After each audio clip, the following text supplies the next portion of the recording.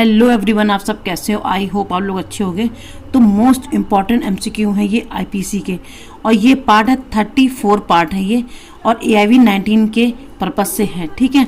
और LLB judiciary के जितने भी स्टूडेंट हैं वो भी इसको देख सकते हैं वीडियो, ये भी उनके लिए हेल्पफुल वीडियो रहेगा।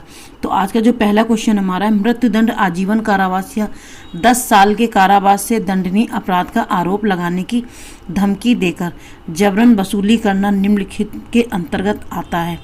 तो ये कौन से सेक्शन में दिया हुआ है? तो ऑप्शन हमारा ए है आईपीसी की धारा 385, बी ऑप्शन है आईपीसी की धारा 386, सी ऑप्शन है आईपीसी की धारा 387 और डी ऑप्शन है आईपीसी की धारा 388। तो जबरन वसूली करना आईपीसी की धारा 388 में आती है, तो डी ऑप्शन इसका बिल्कुल राइट है, ठीक है। तो नेक्स्ट क्वेश्चन देख लेते हैं। क्वेश्चन हमारा लोक सेवक द्वारा अपनी हिरासत में रखी गई महिला के साथ संभोग करना धारा के अंतर्गत आता है। तो ये सेक्शन है, ये किस सेक्शन में आता है, ठीक है। तो ऑप्शन ए है हमारा आईपीसी की धारा 373 बी, बी ऑप्शन है आईपीसी की धारा 374 बी, सी ऑप्शन है आईपीसी की धारा 375 बी, डी ऑप्शन है आईपीसी की धारा 376 बी। तो इसका जो राइट ऑप्शन है ये डी नंबर का बिल्कुल राइट ऑप्शन है, आईपीसी की धारा 376 बी के अंतर्गत आता है, ठीक है। नेक्स्ट क्वेश्चन देख लेते हैं। क्वेश्चन हमारा है दंड विधान में अस्पष्ट अर्थ वाले शब्दों की व्याख्या के संबंध में न्यायालय के कर्तव्य के संबंध में एक को छोड़कर सभी कथन सत्य हैं। तो कौन से इसमें राइट कथन है वो आपको बताना है। तो ऑप्शन हमारा ए है, न्यायालय को यह सुनिश्चित करना होगा कि आरोपित अपराध कानून के शब्दों के अर्थ के अंतर्गत है या नहीं। बी ऑप्शन है, यदि किसी दंडात्मक कानून की व्याख्या उसकी कानूनी भाषा को बढ़ाए बिना करने का एकमात्र उचित तरीका अभियुक्त के विरुद्ध है तो उसे पूरी तरह से बरकरार रखा जाना चाहिए। सी ऑप्शन है, अस्पष्ट अर्थ वाले शब्दों की व्याख्या व्यापक और उदार अर्थ में करना न्यायालय का कर्तव्य है। डी ऑप्शन है, यदि दंड विधान अनिश्चित या स्पष्ट है या दो व्याख्याएं की जा सकती हैं तो अस्पष्टता का लाभ अभियुक्त को मिलना चाहिए। तो इसका जो राइट ऑप्शन है वो बी नंबर का बिल्कुल राइट ऑप्शन है, ठीक है। तो नेक्स्ट क्वेश्चन देख लेते हैं।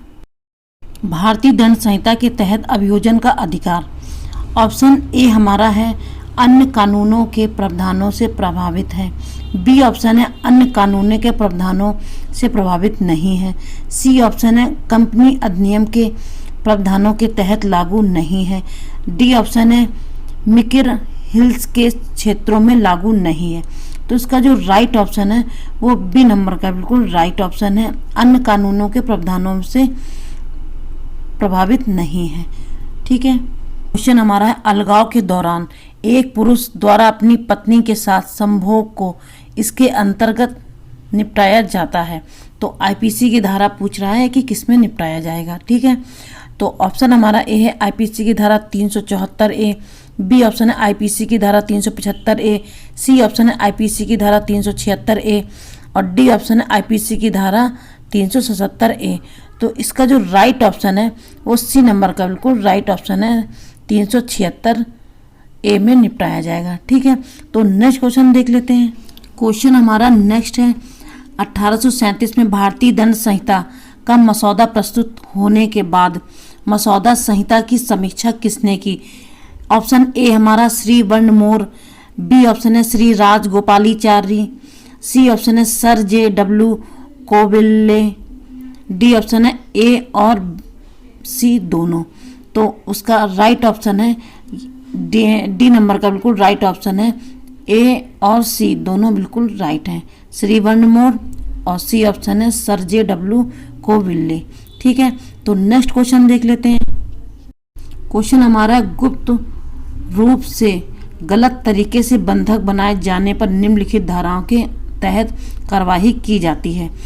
तो ऑप्शन हमारा ए है आईपीसी की धारा 344, बी ऑप्शन है आईपीसी की धारा 345, सी ऑप्शन है आईपीसी की धारा 346, डी ऑप्शन है आईपीसी की धारा 347। तो इसका जो राइट ऑप्शन है ये सी नंबर का बिल्कुल राइट ऑप्शन है, आईपीसी की धारा 346 में कार्रवाई की जाती है। ठीक है, तो नेक्स्ट क्वेश्चन देख लेते हैं।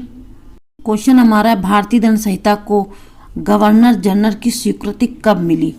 तो ऑप्शन हमारा ए है 3 अक्टूबर 1850 में, बी ऑप्शन है 5 अक्टूबर 1852 में, सी ऑप्शन है 6 अक्टूबर 1860 में, डी ऑप्शन है 7 अक्टूबर 1865 में। तो इसका जो राइट ऑप्शन है वो सी नंबर का बिल्कुल राइट ऑप्शन है। आईपीसी को गवर्नर की स्वीकृति कब मिली? 6 अक्टूबर 1860 में मिली। ठीक है, ये आपको बैरेक्ट में आसानी से मिल जाएगा, ऊपर ही दिया रहता है। ठीक है, तो नेक्स्ट क्वेश्चन देख लेते हैं। क्वेश्चन हमारा, भारतीय दंड संहिता के अंतर्गत अपराधों के लिए विशुद्ध तकनीकी अर्थ में मेंस रिया की स्थिति क्या है?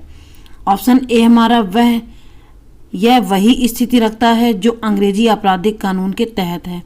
बी ऑप्शन है इसका कोई अनुप्रयोग नहीं है। सी ऑप्शन है इसका अप्रत्यक्ष अनुप्रयोग है।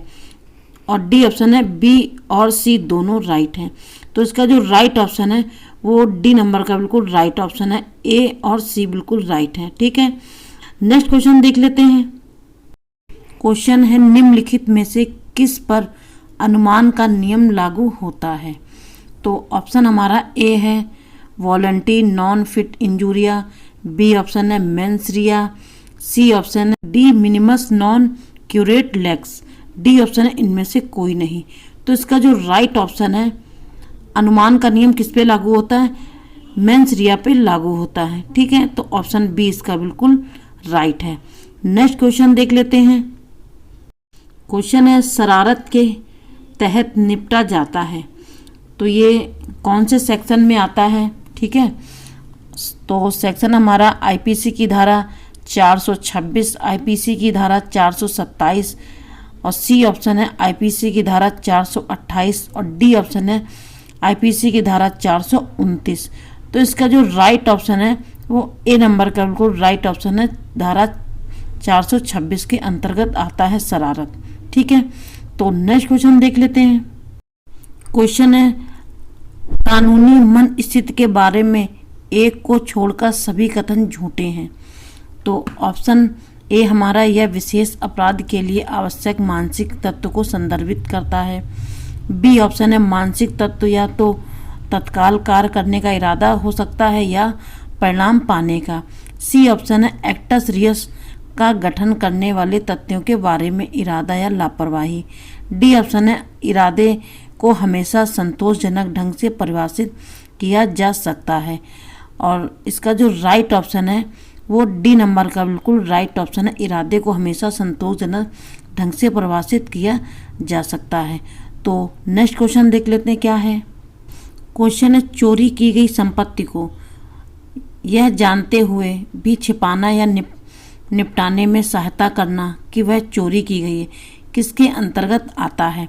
तो आईपीसी की धारा 411, बी ऑप्शन है आईपीसी की धारा 412, सी ऑप्शन है आईपीसी की धारा 413, डी ऑप्शन है आईपीसी की धारा 414। तो इसका जो राइट ऑप्शन है वो डी नंबर का बिल्कुल राइट ऑप्शन है। चोरी की गई संपत्ति, ठीक है, कौन सी धारा में आती है? आईपीसी के 414 सेक्शन में आता है। ठीक है, तो डी ऑप्शन इसका बिल्कुल राइट है। नेक्स्ट क्वेश्चन देख लेते हैं। क्वेश्चन है, ये दृष्टांत है, ठीक है, जिसको इलस्ट्रेशन बोलते हैं। ठीक है, सी और एफ ने सी को अपनी हीरोइन की खुराक लेने के लिए आमंत्रित किया। प्रत्येक ने अपनी अपनी सिरिंज भरी और एक बोतल के दौरान एक दूसरे को कई बार सिरिंज लगाया। अगली सुबह एफ की मृत्यु कारण के सवाल पर उठी। तो ऑप्शन ए हमारा है ऑप्शन हमारा सी को हत्या का दोषी ठहराया जाना चाहिए। बी ऑप्शन है सी को हत्या का दोषी नहीं ठहराया जाना चाहिए। और सी ऑप्शन है सी को केवल हीरोइन रखने के लिए दोषी ठहराया जा सकता है। डी ऑप्शन है सी ना तो हीरोइन रखने का दोषी है और ना ही एफ की मौत का तो इसका जो राइट ऑप्शन है वो ए नंबर का बिल्कुल राइट ऑप्शन है। सी को हत्या का दोषी ठहराया जाना चाहिए क्योंकि सी ने ही कहा था सिरंज के लिए। तो आज के एमसीक्यू इतने कवर किए हैं। मिलते हैं नेक्स्ट वीडियो में। Thanks for watching. चैनल पे नए तो सब्सक्राइब ज़रूर कर दीजिएगा प्लीज़।